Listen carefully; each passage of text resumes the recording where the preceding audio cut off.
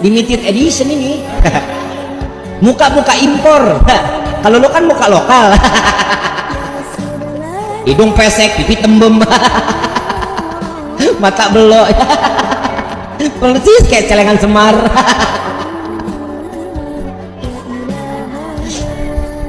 Terusin nggak? Terusin nggak? Yang mana nih? Celengan Semar.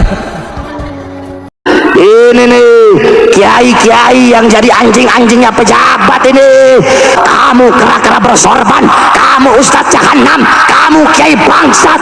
Saya lebih memilih busuk dalam penjara.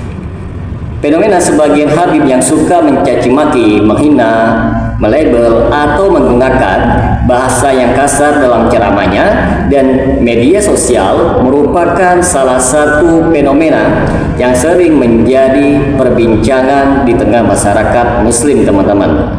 Namun, sebelum kita membahas lebih jauh, penting untuk dipahami bahwa habib bukanlah kelompok yang seragam. Tidak semua habib memiliki karakter yang sama, teman-teman. Banyak habib yang dikenal santun, berakhlak mulia, lembut dalam dakwanya, dan menjadi teladan dalam menjaga lisannya. Oleh karena itu, teman-teman, pembahasan ini lebih tepat diarahkan kepada fenomena sebagian oknum habib yang gemar mencaci maki, bukan kepada seluruh habib secara umumnya.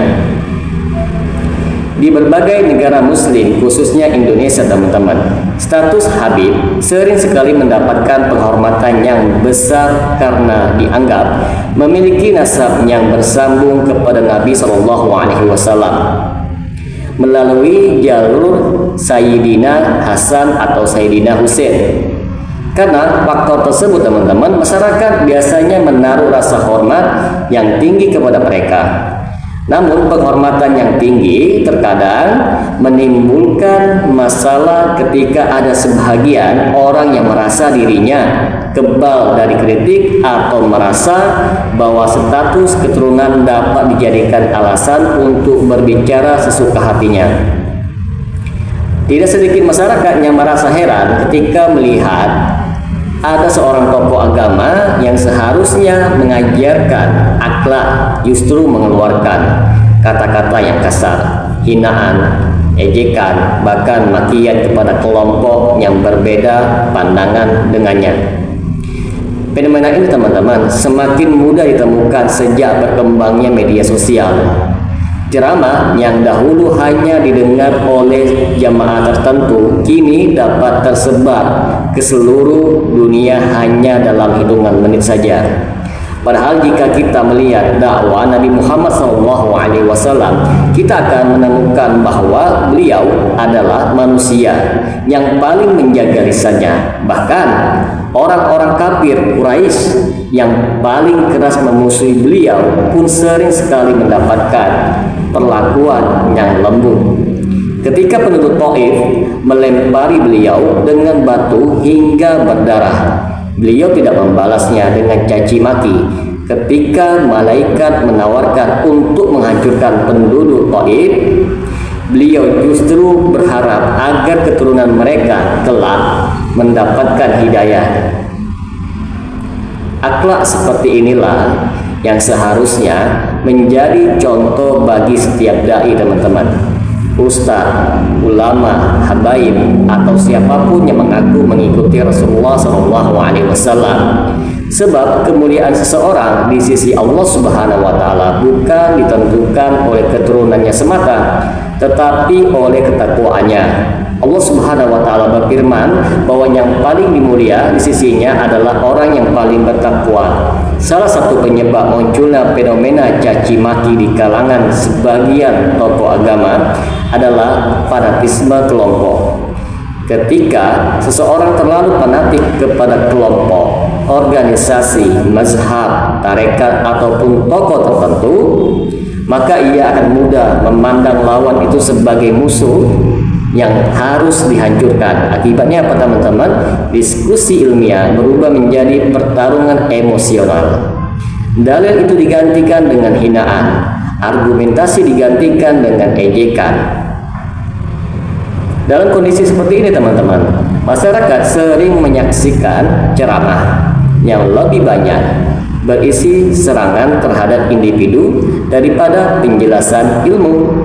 Ada yang memberi julukan buruk kepada lawannya, ada yang menuduh sesat tanpa penjelasan yang memadai, ada yang menggunakan kata-kata kasar yang sebenarnya tidak layak keluar dari seorang pendakwah. Faktor lain adalah budaya popularitas, teman-teman. Di era media sosial, ucapan yang keras sering sekali lebih cepat viralnya dibandingkan penjelasan ilmiah yang tenang. Sebagian orang itu menyadari bahwa kemarahan, kontroversi, dan caci maki itu dapat menarik perhatian publik. Potongan video yang berisi kemarahan sering mendapatkan jutaan tayangan. Akibatnya apa? Ada godaan untuk terus mempertahankan gaya tersebut karena itu dianggap efektif dalam menarik massa.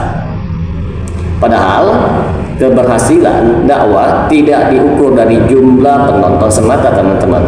Ukurannya adalah apakah manusia semakin dekat kepada Allah atau justru semakin terpecah belah.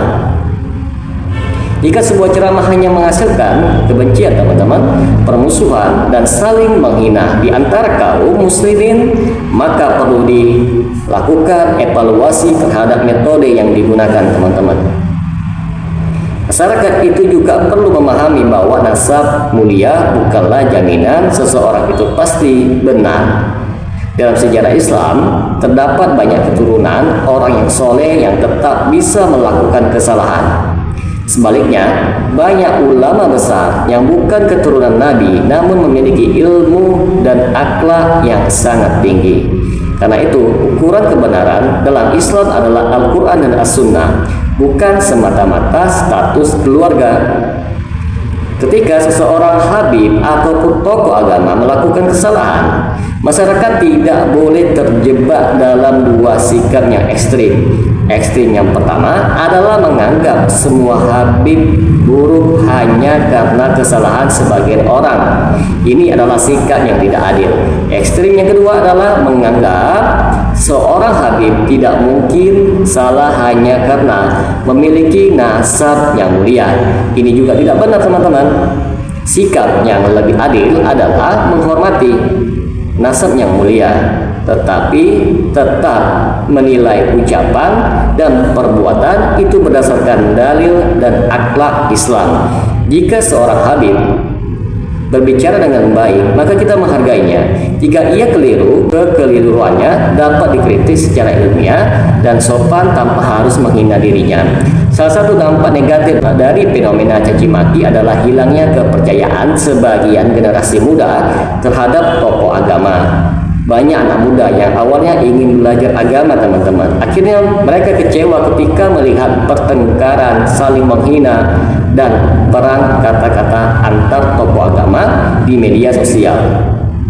Mereka melihat orang yang seharusnya menjadi teladan justru mempertontonkan perilaku yang bertentangan dengan akhlak Islam itu sendiri. Dampak lainnya, teman-teman, adalah munculnya polarisasi di tengah umat Islam.